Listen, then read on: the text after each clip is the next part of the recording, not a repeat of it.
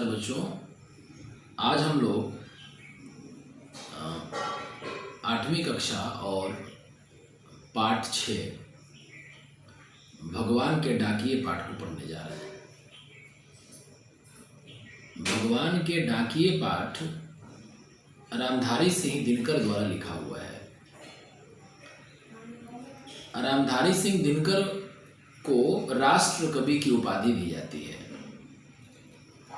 अब जो राष्ट्र कवि है वह हमेशा आपसी सामंजस्य और आपसी सौहार्द की बात करता है। उसके लिए वसुधैव कुटुंबकम की भावना होती है, यानी पूरा संसार एक परिवार की तरह होता है। तो यहाँ पर कवि ने किसी आदमी को डाकिया न मान करके प्रकृति के द्वारा प्रदत्त यानी प्राकृतिक डाकिए को माना है, जिसमें पक्षी और बादल हैं।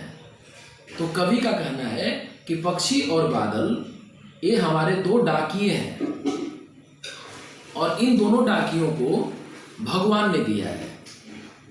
ये प्रकृति द्वारा दिए गए डाकिए हैं। इनका काम क्या है? जो एक महादेश से दूसरे महादेश को जाते हैं, ये पूरे विश्व को एक सूत्र में बांधने का काम करते हैं। कौन? पक्षी और बादल। पक्षी भी किसी एक देश के नहीं होते, कहीं भी उड़कर चले जाते हैं, कहीं से उड़कर चले जाते हैं। आपने देखा होगा ठंड के दिनों में बहुत सारे साइबेरियन बर्ड्स हमारे यहाँ आ जाते हैं। हम तो समझ नहीं पाते, मगर उनकी लाई चिट्ठियां पेड़ पौधे पानी और पहाड़ बाँचते हैं। कवि कहता है कि उन पक्षी और बादलों की भाषा हमें समझ में नहीं आती है, लेकिन उनके द्वारा जो संदेश आता है, उन्होंने जो हमारे लिए संदेश लेकर आए, जो हमें बात बताना चाह रहे थे, वो बातें पेड़ पौधे पानी और पहाड़ बाँचते हैं। बाँचना का मतलब पढ़ना यानी बताना। बादल से जब बरसात होती है तो पेड़ पौधे खुश हो जाते हैं, झूमने लगते हैं, पर्वत का दृश्य मनोरम हो जाता है। तो इस प्रकार के जो दृश्य हैं, इनके पीछे भी एक संदेश छिपा हुआ होता है, और ये संदेश हमें भगवान के द्वारा भेजे गए डाकिए ही बताते हैं। और वो भगवान के द्वारा जो भेजे गए डाकिए हैं वो है पक्षी और बादल। दूसरे पंक्ति में कवि कहता है कि हम तो केवल यह आंकते हैं। आंकना का मतलब अनुमान लगाना, समझना कि एक देश की धरती दूसरे देश को सुगंध भेजती है। वो कह रहे हैं कि हम तो केवल समझते हैं, हम केवल इस बात का अनुमान लगाते हैं, लेकिन ये पक्षी और बादल जो हैं यह काम करके दिखाते हैं। हम केवल प्यार का सुगंध, सौहार्द का सुगंध, आपसी एकता का सुगंध, भाईचारे का संदेश पूरे विश्व में केवल प्रेषित करना चाहते हैं।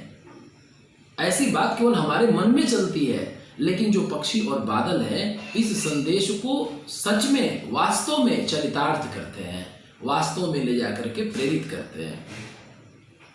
एक देश की सुगंध दूसरे देश को भेजते हैं, यानी दोनों देशों को आपस में जोड़ने का काम करते हैं। और वह सौरभ हवा में तैरते हुए पक्षियों की पांखों पर दिखता है। और यह जो खुशी का संदेश है, यह जो आपसी एकता का संदेश है, जो हमारे देश की खुशबू है, वह पूरे विश्व तक फैलती है। और उसको फैलाने का कार्य पक्षी और हवा करता है।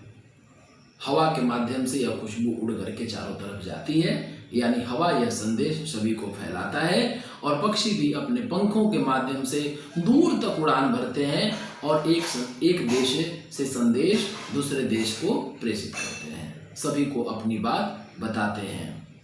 एक देश का भाप दूसरे देश में जाकर पानी बनकर गिरता है, और बादल भी यही काम करता है।